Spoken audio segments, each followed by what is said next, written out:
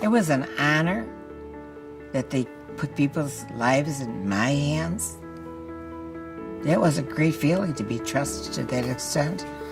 Yeah, I could see myself now and feel walking up those steps how powerful I felt. Put my hand, and away I'd go. There's a feeling I think most trauma surgeons get when your life has been interrupted and you've come to the hospital probably at a very inconvenient time or so, but you've done your job, you've talked to the family, you kind of understand what they're going through, and when you leave that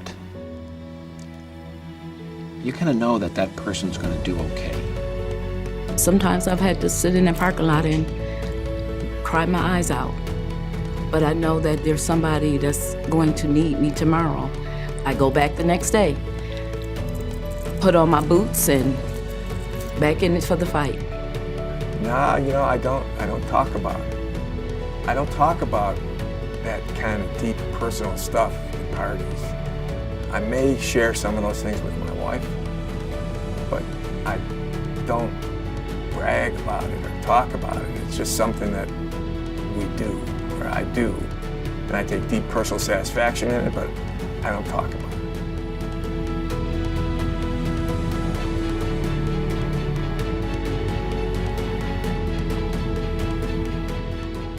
The hospital was opened 100 years ago in 1918. It was initially the Buffalo City Hospital, later become the E.J. Meyer Hospital, and then eventually the Erie County Medical Center.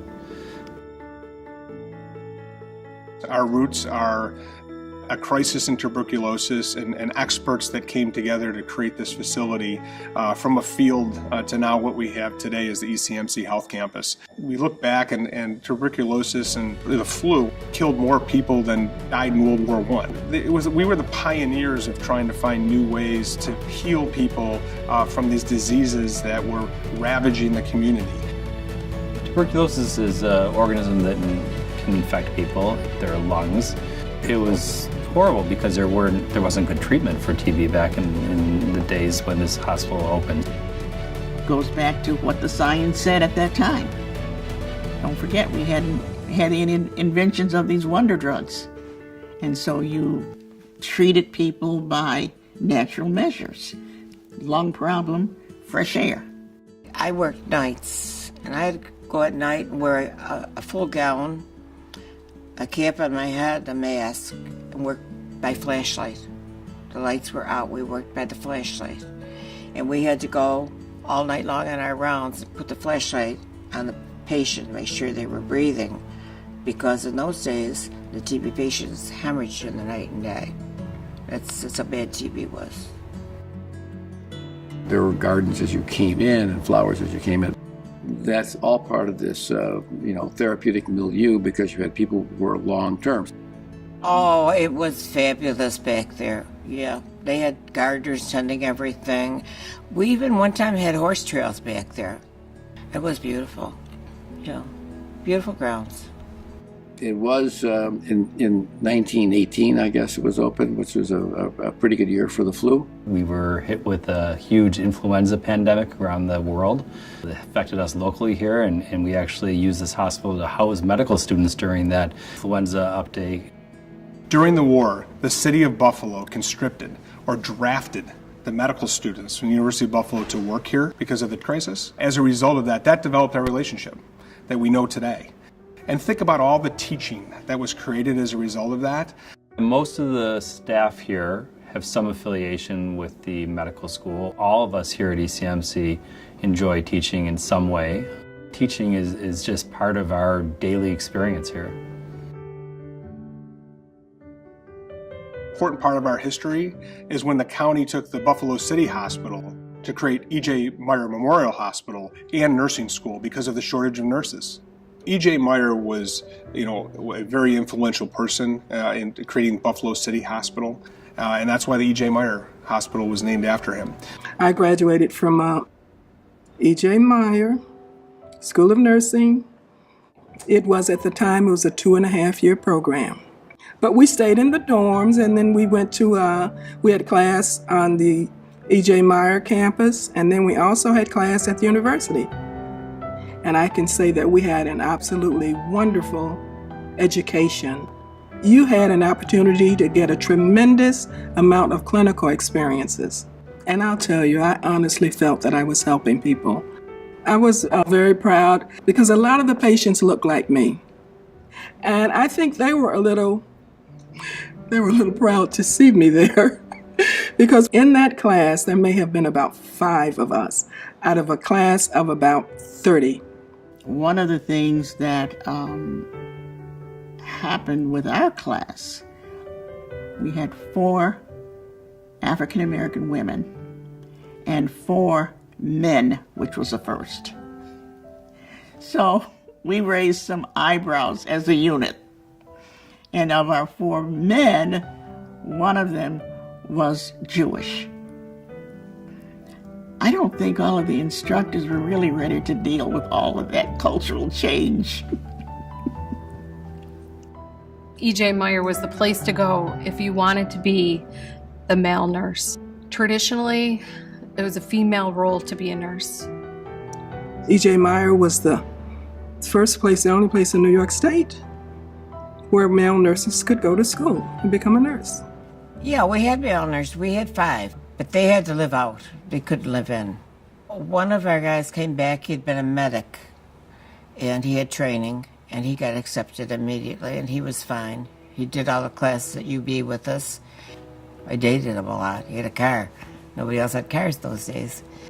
Back in the day, the nurse was the physician helper, the assistant, if you will. And how that's changed over the years and the practice of nursing has evolved is tenfold. The role of the nurse, it's grown and flourished just like women in the healthcare field, women in business, women in general, in life. But when Buffalo City Hospital was created, women were not allowed to vote. They had no recognition of authority. They could work in the hospital, but they couldn't vote for anything, for any of the local political offices. But now they can. Look at me. I've chaired the board here for 4 terms.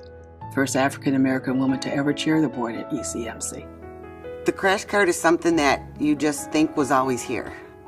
If you look at it, you think there was always a cart that provided everything you needed for emergencies. But when you look back in history, the first one was actually created in ECMC, E.J. Meyer at the time's emergency department, by a past nursing supervisor, Anita Dorr. And prior to that, people were just running in all different directions trying to get the equipment they needed and the medications they needed to care for a patient who was really struggling or in cardiac arrest. And then this wise nurse decided that it made more sense to have it all in one place. And that's how the crash cart was developed. And now you can't walk into a hospital around this world without crash carts on every floor. So it's really a neat history that we're part of. The county decides that a school of nursing is not needed because Erie Community College has a nursing program. So E.J. Meyer becomes ECMC. To me, it was part of progress, and it was something that we knew that had to happen. What it meant for nursing is that it was the School of Nursing was no longer going to be there. I really believe E.J. Meyer's philosophy lives on. The E.J. Meyer nurses were dedicated, compassionate nurses, and we continue that tradition today. You know, it was bittersweet, but still by the same token, the writing was on the wall as far as making that change to the new structure. I was a medical student and came through. The building was pretty new at that time, and I remember coming to a pretty brand new hospital. As a medical student, you don't really know much, so it was kind of, you're kind of in awe of a big brand new building and people running around, and so that was my first experience. Med school is almost military-like, right? I mean, there's a hierarchy. You have the people who are top of their class, who become the people who are top of their class, who are people top of their class, and then you're in med school. And not everyone's top of their class anymore, right? When I was in medical school, we had a white coat ceremony. They gave you the white coat, a short white coat. because there was a real hierarchy of coats. The nurses knew who you were based on what coat you wore. So somebody came up to a nurse in a ward with a short white coat, that's a student, and you took that with a grain of salt.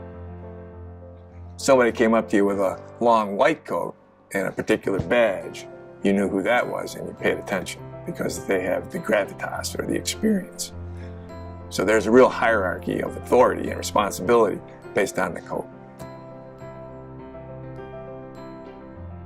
The ability to, if you excuse the expression, move the ball down the field relative to the various specialties of medicine is what drives, I believe, most of the people that work here.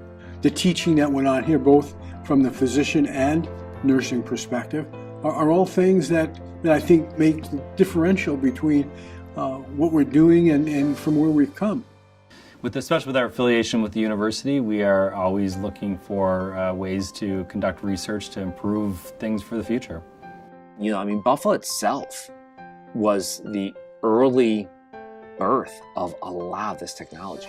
We trained not just in the place where these things were developed, but when I was a med student and an early resident, some of the pioneers who developed these things were still around. You know, when you learned about, again, things like interferon and the treatment for MS and so many other things, and you realize, yeah, the guy who taught me was the guy who invented that. There have been, numerous physicians at this hospital who are very well known throughout the world for what they've added to research and therefore how we care for patients. One of them was Dr. Border, did research on how do we treat the trauma patient? Do we get them out of bed right away? Do we feed them right away? His research and really changed the way we treat our trauma patients. ECMC was one of the original hospitals in the United States to use ultrasound in its emergency departments. And we were using it back in the 1990s to evaluate patients who had injury to their abdomen. So every trauma that came in 25 years ago would have a laceration in their belly, about 4 inches. You'd stick a tube in, and then it would basically, in a vacutainer-like bottle, would draw out blood or clear fluid. If it was clear, you're good to go. If it was bloody, you're going to the OR, and you're going now. That's kind of how they did it. Now they just use the ultrasound, and you can see the same thing. That is cool. Yeah, every trauma patient had 4 staples. I think growth happens more often out of necessity, right? So if you're the location that the sickest individuals come, the largest traumas come, the largest psychiatric crises come, and you want to treat those patients in the best possible way, then you grow with those patients. You come up with better solutions. You come up with technological solutions. You come up with personal solutions. At the end of it all, in medicine, it's still about a doctor, nurse, social worker, patient relationship. There's nothing more important than your health. Nobody disagrees with that statement. They always disagree about how you're going to pay for it. And I think over the years, that's been the dichotomy. We could see the greater vision for healthcare that if we didn't become a public benefit corp, we were not sustainable. And at that time, being sustainable as a county department was very difficult for us because whenever the budget didn't fit for the county, they blamed the hospital. We've had an interesting history of people deciding that they should be supporting ECMC or not supporting ECMC. Back to the days of the 70s when ECMC was going to be sold to Buffalo General for $1. And by one vote in the area county legislature, it was turned down. They wanted to sell ECMC for $1. It was the headline news, ECMC to be sold for $1. But once we became a public benefit corp, we stood on our own. And it made quite a difference. People that fought for ECMC during those times really have left a huge legacy for this community. I think back to Dr. Zizzi. Dr. Zizzi was interim CEO during that time in the 70s. and really fought for this institution. And those are the types of pioneers that saved this hospital. Because had the people during those times not stood their ground and not fought for what was right, we may not be here. You know, as this national conversation about healthcare continued to develop, the governor put together a commission to look at healthcare across the state of New York and looked at, for the most part, collaboration, trying to eliminate duplicative services and competitive services. For years, the evidence of non-collaboration in Western New York was all around us.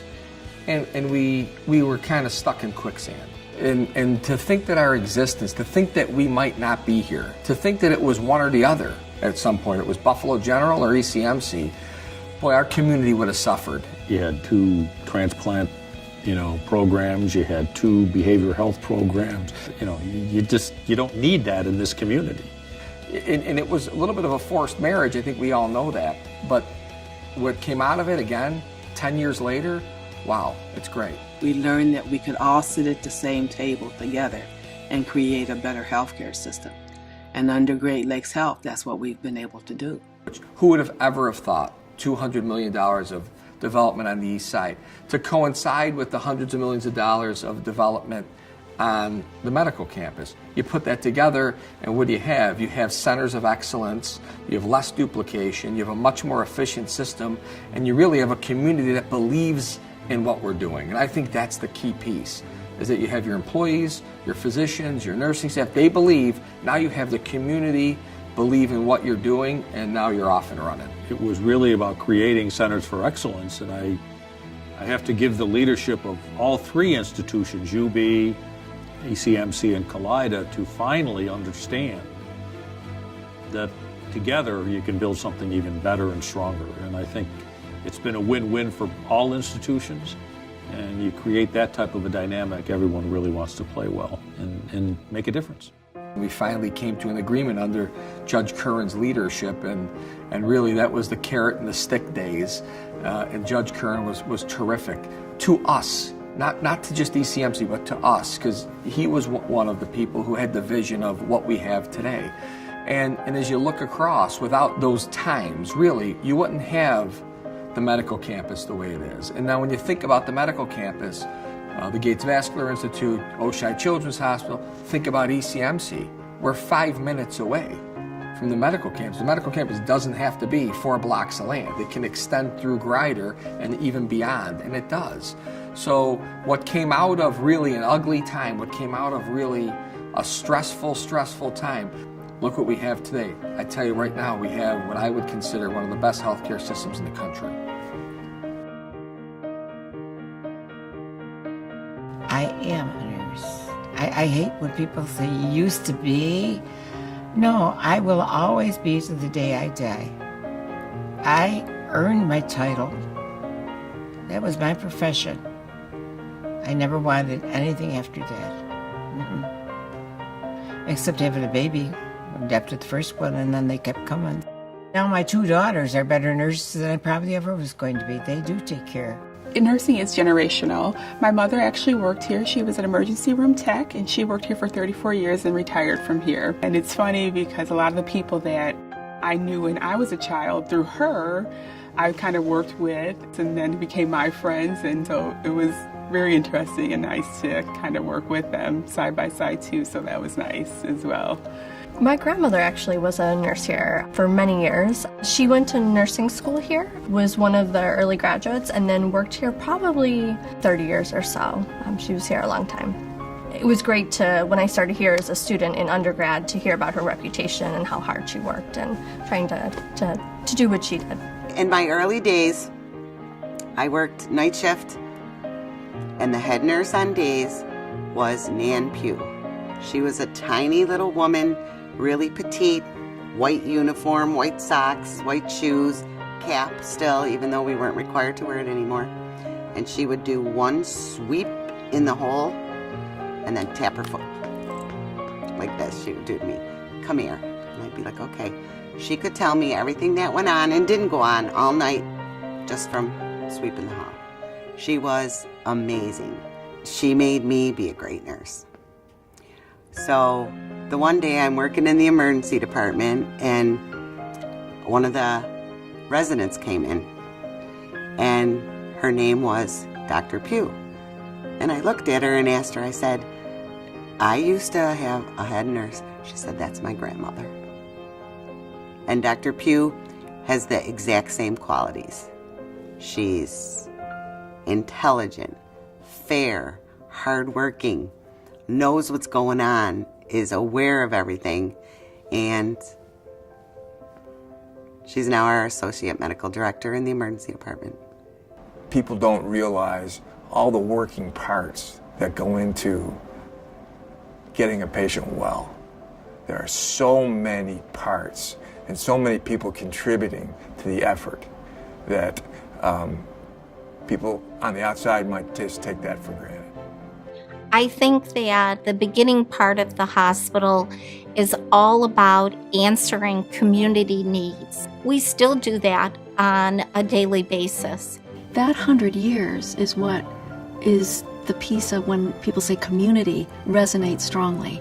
People are as proud of where we are now because it's been around for 100 years, that it's been this space that's been preserved for the care of this community for a long time. 100 years.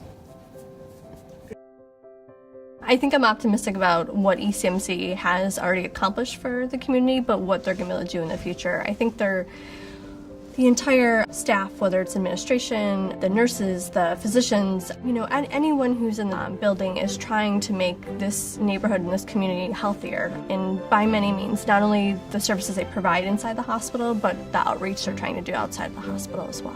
What ECMC does for this community, it picks sometimes the problems that at the time nobody wants to deal with. When HIV, a major new disease that, ECMC stepped in and said, we're going to be the center of excellence for that. When you look at addiction services that we provide, whether it's alcohol or opiate addiction, ECMC's been on the forefront of that. If you have a hand injury in the middle of the night, ECMC is the only place you can see an orthopedic hand provider. I think I really think the ECMC is looking out for the community. What does this community need? What's not provided at other hospitals, and how can we help the patients here? ECMC is the best neighbor because we not only take care of the people that come into the hospital, but we take care of the community outside of the hospital. Bringing Terrace View down here and opening that up was another statement. Having the transplant unit here, that's another statement. In everything that we do, we set a tone of excellence. We set a tone of taking care of the entire person, the entire community. That's our roots. That's the mission part of what we do each and every single day in our community, and we've never lost those roots.